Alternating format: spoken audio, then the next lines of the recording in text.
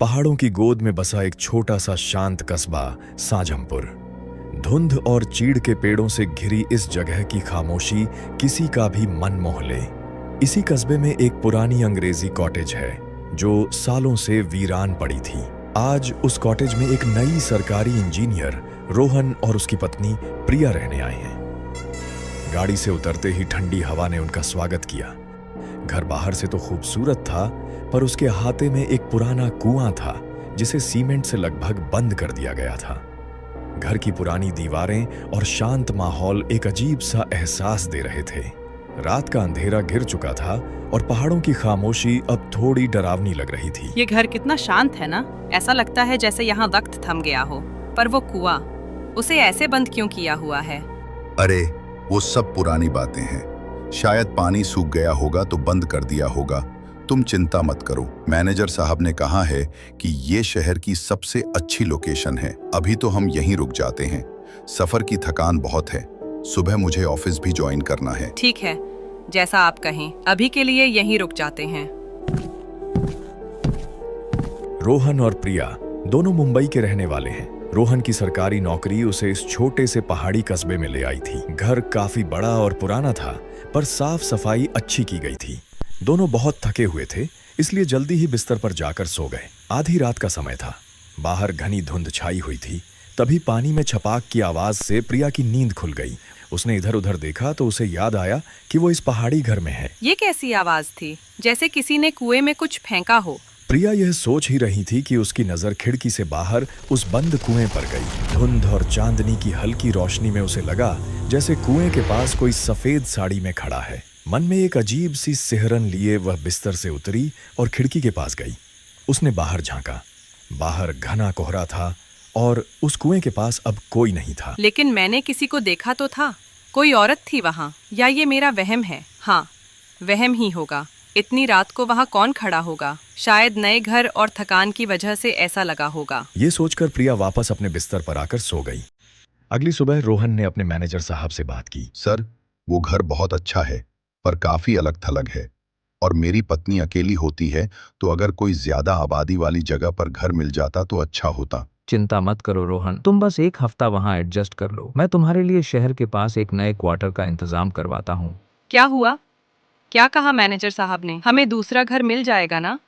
हाँ, मिल तो जाएगा, पर एक हफ्ता लगेगा। क्या 1 हफ्ते तक हमें इसी घर में रहना होगा? हाँ प्रिया, अभी और कोई चारा नहीं है।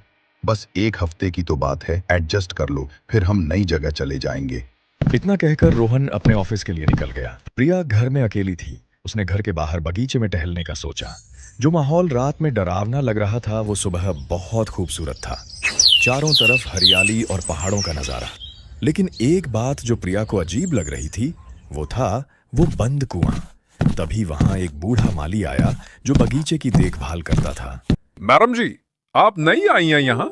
हाँ काका, मैं कल रात ही अपने पति के साथ आई हूँ। उनकी पोस्टिंग यहीं हुई है। अच्छा अच्छा, ये कॉटेज बहुत अच्छी है। बस एक बात का ध्यान रखना। कैसी बात काका? उस कुएं के पास रात में मत जाइएगा। वो जगह ठीक नहीं है। कहते हैं सालों पहले एक औरत ने उसमें कूदकर अपनी जान दे दी थी। तब से उसकी आत्मा वहीं भटकती है। क्या आप ये क्या कह रहे हैं? मैं तो बस आपको आगाह कर रहा हूँ, बाकी आपकी मर्जी। आप शहर के लोग इन बातों को नहीं मानते। इतना कहकर वो माली अपने काम में लग गया। माली की बातों ने प्रिया को सोच में डाल दिया था।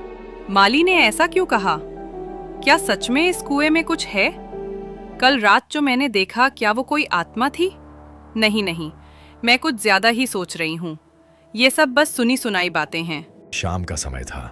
रोहन भी ऑफिस से लौट आया था। दोनों ने खाना खाया और फिर सो गए। रात के ठीक 2 बजे प्रिया को किसी के रोने की सिसकियों की आवाज सुनाई दी। उसने इधर उधर देखा, पर रोहन गहरी नींद में था। उसे यकीन हो गया कि आवाज बाहर से आ रही है। प्रिया की नजर खिड़की पर पड़ी। आज बाहर धुंध नहीं थी, मौसम साफ था। तभी उसकी नजर उस कुएं पर गई। उसने देखा कि कुएं के पास वही सफेद साड़ी वाली परछाई बैठी है और रो रही है। अब उसे यकीन हो गया कि यह कोई सपना नहीं है। कोई तो है वहाँ। कौन हो सकता है इतनी रात को? प्रिया ने हिम्मत करके दरवाजा खोला और बाहर की तरफ देखा। पल भर में ही कुएं के पास घना कोहरा छा गया। उसे कुछ भी साफ नजर नहीं आ रहा था। प्रिया थोड़ा आगे बढ़ी। चारों तरफ खामोशी और धुंध। प्रिया उस कुएं के पास पहुंच गई। उसने इधर उधर देखा मगर वहां कोई नहीं था। अचानक से ये धुंध कहाँ से आ गई? अभी तो मौसम साफ था। तभी उसे कुएं के अंदर से किसी के फुसफुसाने की आवाज आई, जैसे कोई उसे बुला रहा हो।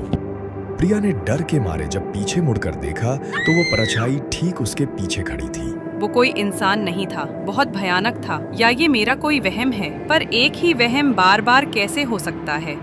मुझे घर जाना चाहिए। प्रिया की सांसें तेज हो गईं। वह पीछे मुड़कर वापस घर की ओर तेज कदमों से जाने लगी। तभी उसे लगा जैसे कोई उसके पीछे पीछे आ रहा है।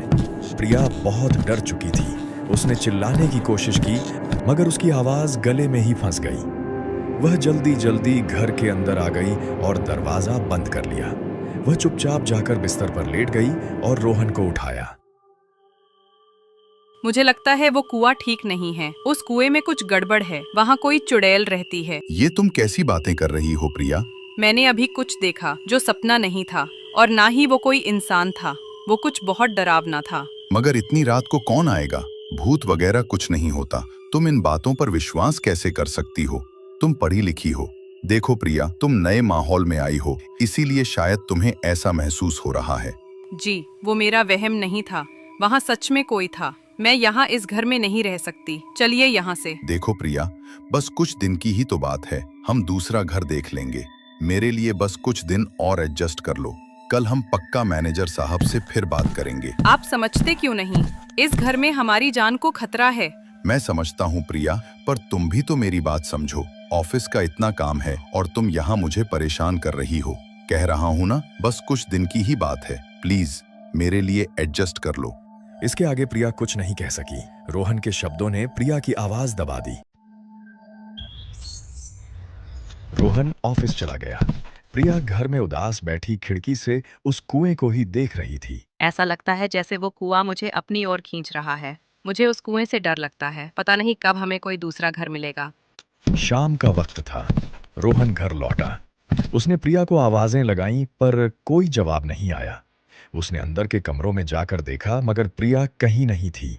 तभी रोहन की नजर खिड़की की तरफ गई। बाहर कुएं के पास का दृश्य देखकर रोहन की जान में जान आई। प्रिया, तुम उधर क्या कर रही हो? घर में आ जाओ। रोहन की बातों का प्रिया ने कोई जवाब नहीं दिया। रोहन ने एक बार फिर आवाज लगाई पर प्रिया की तरफ से कोई प्रतिक्रिया नहीं हुई। रोहन प्रिया के पास पहुंचा। प्रिया, मैं तुम्हें बुला रहा हूँ। तुम यहाँ क्या कर रही हो? आप कब आए? मैं कितनी देर से तुम्हें आवाज लगा रहा था। चलो अंदर चलते हैं। रोहन ने प्रिया की तरफ देखा मगर प्रिया ने कोई जवाब ही न दिया, जैसे उसने कुछ सुना ही ना हो। उसकी आंखें बस कुएं पर टिकी थीं। प्रिया, तुम ठीक तो हो ना? जी हाँ, मैं ठीक हूँ। प्रिया आकर बिस्तर पर लेट गई। रात के 3 बज रहे थे। अचानक बादलों की तेज गड़गड़ाहट से रोहन की आंखें खुल गईं। उसने अपनी बगल में देखा, वहां प्रिया नहीं थी। तभी उसका ध्यान खिड़की की तरफ गया और बाहर का दृश्य देखकर रोहन हैरान रह गया। प्रिया उस बंद कुएं पर बैठी थी और उसे खोलने की कोशिश कर रही थी। यह देखकर रोहन के होश उड़ गए। रोहन दरवाजे की ओर भागा। दरवाजा पहले से खुला था। उसने कुएं की तरफ दोबारा देखा लेकिन वहां कोई नहीं था। यह देखकर रोहन और ज्यादा घबरा गया। रोहन ने एक बार अपने कमरे की ओर देखा तो वह दृश्य और ज्यादा डरावना था। प्रिया अपने बिस्तर पर शांति से लेटी हुई थी। रोहन को कुछ समझ नहीं आया। उसे लगा कि वह कोई सपना देख रहा है। वह जाकर अपने बिस्तर पर सो गया। कुछ ही देर में रोहन गहरी नींद में जा चुका था। तभी रोहन को ऐसा लगा जैसे कोई उसे घूर रहा है। जब रोहन ने आंखें खोलीं, उसने देखा कि वो सपना नहीं सच है। सामने प्रिया खड़ी है। उसके कपड़े भीगे हुए थे। उसके हाथों पर मिट्टी लगी थी। उसकी आंखें लाल और अजीब हो गई थीं, जैसे वो प्रिया नहीं कोई और हो। यह देखकर रोहन का दिल धड़कना बंद कर दिया।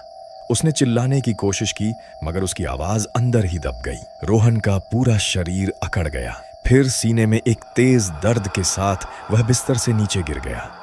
सुबह रोहन के घर के पास बहुत भीड़ लगी हुई थी। अंदर का नजारा भयानक था। रोहन की लाश फर्श पर पड़ी थी और उसका शरीर नीला पड़ चुका था। वहीं प्रिया कुएं के पास एक कोने में बैठी थी और शून्य में घूर रही थी। जैसे उसने अपनी सुध बुद्ध खो दी हो। अरे, इस कुएं वाली आत्मा ने एक और को अपना शिकार बना लिया। यहाँ आना ही नहीं चाहिए था इन्हें। उसके बाद कुछ महीनों तक गांव में सन्नाटा छाया रहा। कोई भी उस कॉटेज में रहने नहीं आया। 6 महीने बाद सर, ये हमारे कस्बे की सबसे अच्छी प्रॉपर्टी है। लोकेशन बहुत प्राइम है। बहुत सुंदर घर है, बस वो सामने कुआं थोड़ा अजीब लग रहा है। अरे वो तो बस एक पुराना बंद कुआं है सर, उस पर ध्यान मत दीजिए। आइए मैं आपको अंदर से घर दिखाता हूँ। क्या होगा आगे? क्या फिर से कोई मारा जाएगा या ये खूनी कुएं का होगा खुलासा? जानने के लिए वीडियो को लाइक करके चैनल को सब्सक्राइब कर लो। फिर मिलेंगे।